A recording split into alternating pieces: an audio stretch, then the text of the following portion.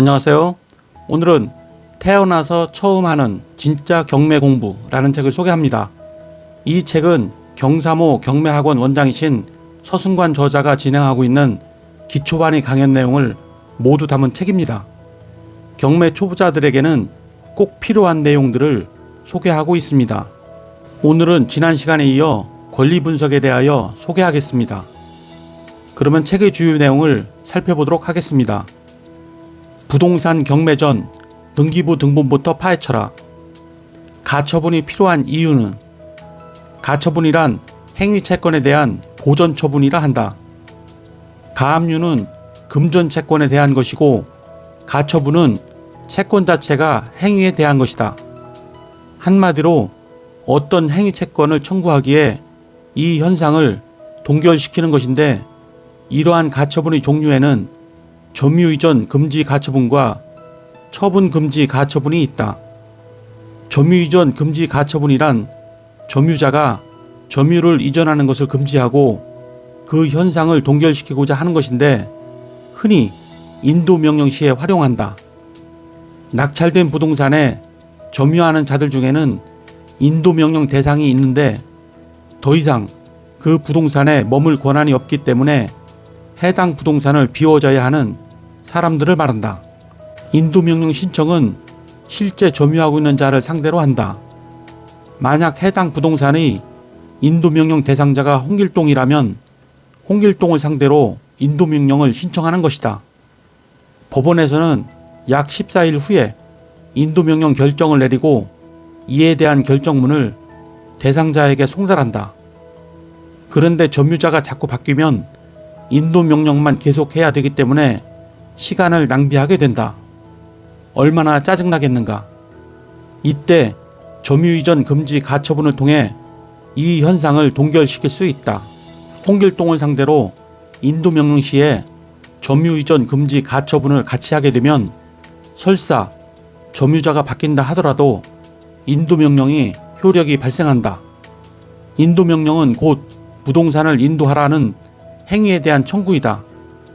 인도명령이라는 행위채권을 청구하는 데 있어 이 현상을 동결시키고자 점유금지 가처분을 신청해 인도명령의 효력을 발생시킬 수 있는 것이다. 그렇다면 처분금지 가처분이란 무엇일까? 이것은 부동산의 처분을 금지하고자 그 현상을 동결시키는 데 목적이 있다. 매매, 양도, 증여, 전세권 설정, 근저당 설정, 임차권 설정 등의 처분 행위를 금지시키는 것이다. 해당 부동산에 행위채권, 소유권 이전 등기 청구 소송이 있고 권리 변동사항을 막기 위해 처분 금지 가처분을 신청했다면 그 현상을 동결시킬 수 있다. 견우가 미리 처분 금지 가처분을 신청해 놓았는데도 불구하고 이 부동산을 콩쥐가 매수했다고 치자.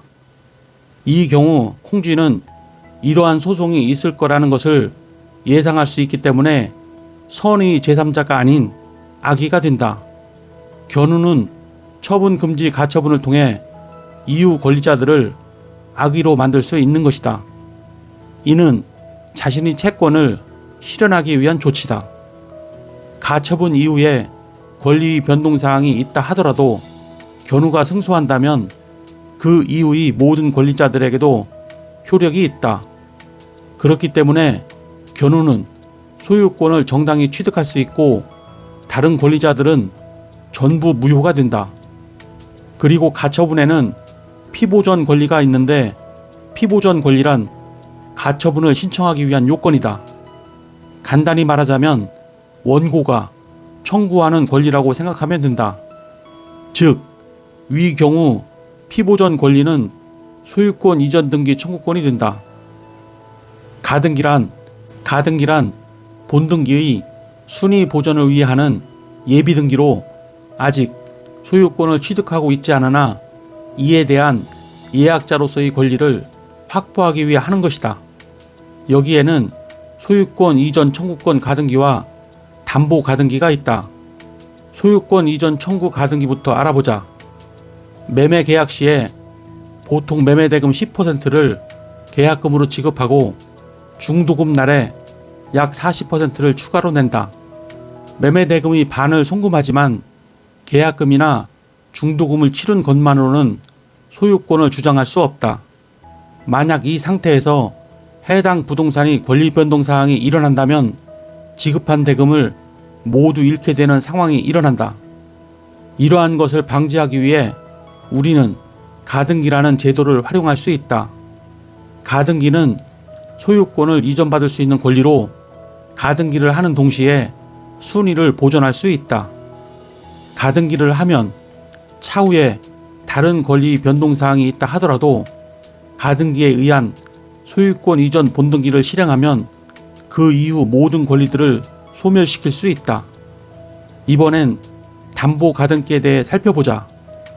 담보 가등기는 가등기 형식을 갖춘 담보 형태를 말한다. 채권을 담보로 하는 근저당과 비슷한 형태인데 근저당의 경우 채권을 변제하지 않으면 부동산의 경매 신청을 통해 채권을 회수할 수 있다.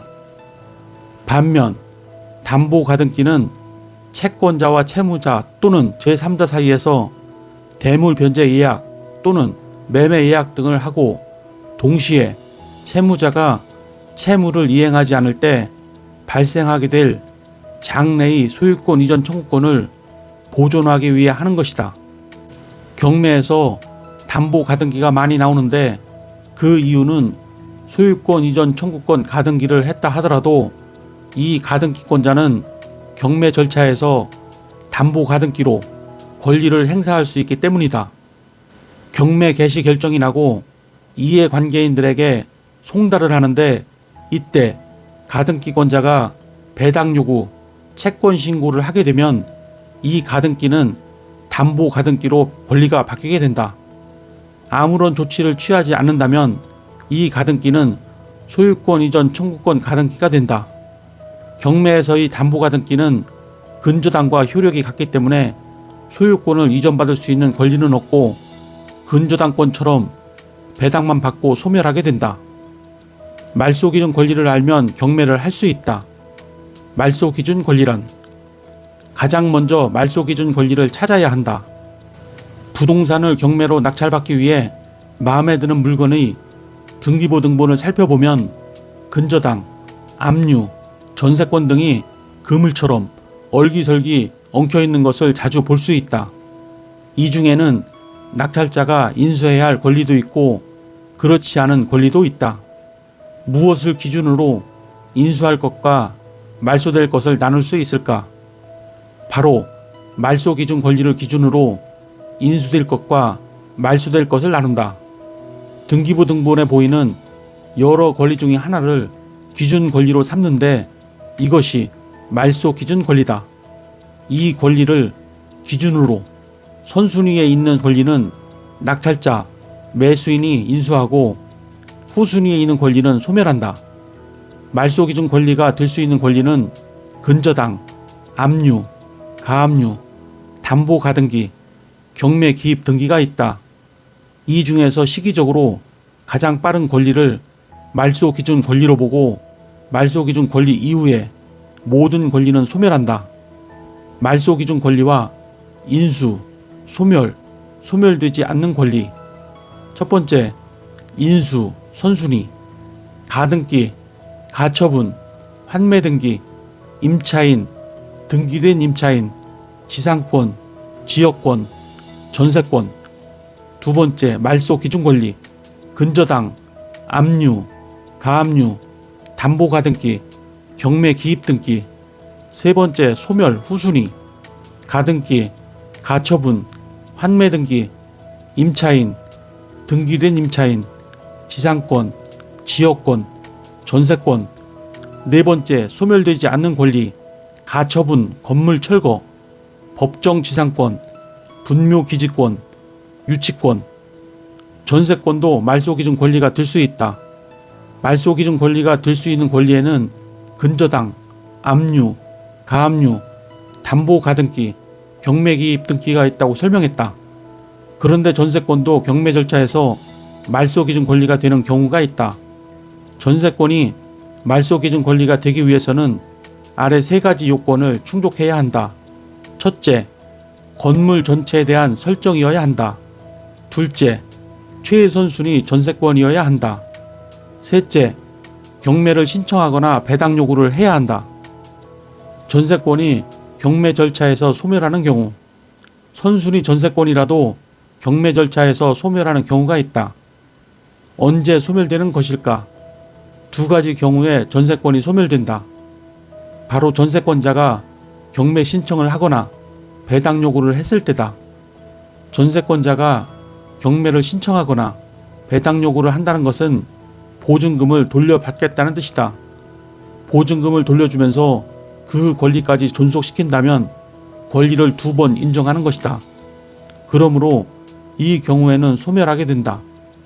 즉, 선순위 전세권이 경매 절차에서 금전 채권으로 변하면 소멸하게 되는 것이다.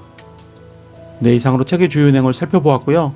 경매에서 권리 분석은 경매에 참여하려는 사람들이 어떤 자산 또는 물건에 대한 권리와 의무를 분석하고 이해하는 과정을 가리킵니다.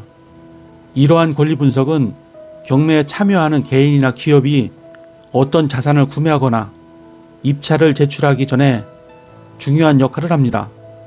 권리 분석을 통해 경매 참여자는 자산 또는 물건에 대한 더 나은 이해를 얻고 경매에서의 경쟁에서 우위를 점할 수 있습니다.